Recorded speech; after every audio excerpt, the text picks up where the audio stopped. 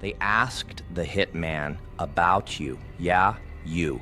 And the moment your name left their lips, the room went cold. His face didn't move, but his silence said everything. A man who makes a living ending lives suddenly had nothing to say. That's when they realized the truth. Some names carry weight heavier than bullets. You see, fear isn't always about what you've done. It's about what people believe you could do. Your name alone paints pictures in their heads, images so sharp they keep them awake at night. They expected the hitman to laugh, to dismiss you, to treat you like any other target. But instead, he froze, because even professionals know there are some storms you don't chase, some shadows you don't follow, some people you don't try. And now, every time they hear your name, they don't think of you as a person. They think of you as the consequence. Your name doesn't just travel, it echoes. It clings to walls, slips under doors, and crawls into the ears of people who swore they weren't afraid of anyone. But when it's your name, the bravado melts. Even the ruthless get quiet. Why? Because you don't move like everyone else. They expect rage, but you give silence. They expect weakness, but you deliver precision. You've turned unpredictability into your greatest weapon. Nobody can map you out. No one can pin you down. And that's what rattles them. It's not the loud ones who haunt them. It's the quiet ones, the observers, the ones who strike only when the timing is perfect. That's you. That's why they can't rest easy. They can fight noise. But how do you fight silence that watches, waits, and then dismantles everything in one move? They thought fear was something they could control. But the moment your name came up, they realized fear belongs to you now. Fear isn't just about fists, weapons, or scars. Real fear is psychological. It lives in the silence before the storm, in the thought that maybe, just maybe, you know something they don't. That's why you terrify them, because they can't read you, can't predict you, can't control you. See, the loud ones are easy to fight. The ones who shout, threaten, boast, they telegraph their every move, but you don't raise your voice, you don't swing wildly, you sit still, watch and wait, and that waiting eats at them more than any outburst ever could.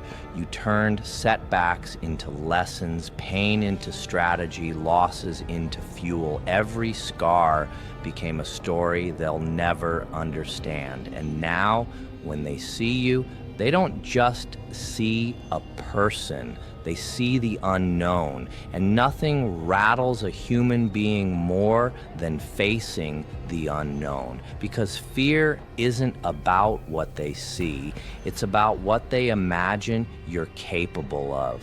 They slid your file across the table, expecting the hitman to smirk, to shrug, to say, "Consider it done." But instead, he just stared, silent, still, the kind of stillness that feels heavier than gunfire. He didn't laugh, he didn't move, he didn't even blink. Because even killers know some names don't come with price tags, they come with warnings. Some targets aren't targets at all, they're storms. And you're the storm he wanted no part of. That silence, that hesitation told them everything. If a man who's made his living off fear suddenly looks afraid, what does that say about you? It says you're not just another job. You're the job nobody wants. You're the shadow that makes even the darkest men second guess their courage. So when they asked the hitman about you, the answer wasn't words. The answer was silence. And silence, in that moment, screamed louder than anything else. You weren't born untouchable. No, you were built in the fire. You were underestimated, dismissed, ridiculed. They thought your silence meant weakness, your patience meant fragility. But every insult, every betrayal, every night you carried pain alone. It forged something sharper. They thought they broke you. They didn't know they were shaping you. Every setback became your training ground. Every scar became a weapon. Every no became proof you'd have to carve your own path. And then one day, you snapped the chains. You stopped asking for mercy. You stopped explaining yourself. You rose, not louder but stronger, not reckless but precise. That's when you became the person fear bows to. Now they see it. You don't just walk into rooms, you shift the air. You don't just survive darkness, you thrive in it. And that's why even professionals hesitate, because nothing is more dangerous than someone who learned to turn pain into power. They want to study you. They want to dissect you, analyze you, put you under a microscope, and label you like some experiment. They think if they poke enough, they'll find your breaking point. But here's the problem. There isn't one. You're not a project. You're a paradox. Every time they think they've figured you out, you change direction. Every time they write your ending, you start a new chapter, and that's what terrifies them. You can't be boxed in. You can't be mapped. You don't play by their rules because you wrote your own. Predictable people are easy to control. You're the wild card, the one move they can't prepare for, the silence that makes them sweat, the smirk that makes them rethink everything they thought they knew. That's why their power crumbles, because power depends on predictability. And when it comes to you, there's nothing predictable left. Most people let fear control them, not you. You grabbed it, molded it, and sharpened it until fear became your blade. You don't run from it. You make others run because of it. That's why your presence alone is enough to unnerve a room. You don't need to shout, threaten, or swing fists. Your silence does the cutting, your calm does the damage, because they're not afraid of what you've done. They're afraid of what you might do.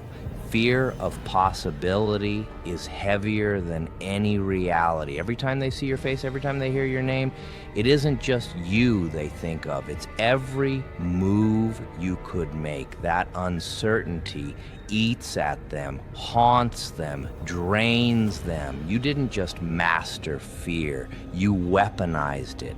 And now it's not their tool anymore. It's yours. You hold it steady like a knife in the dark, and they know one wrong step means you'll strike in a way they'll never recover from. You don't have to chase them. You don't have to move at all. They do the running for you. They jump at shadows, flinch at knocks, and check over their shoulders like ghosts are following them.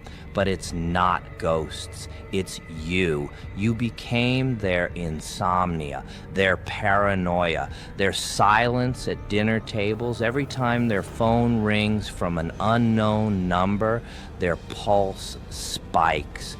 every time a door creaks at night, they wonder if it's you finally stepping through. You're not just a memory, you're the possibility that never leaves.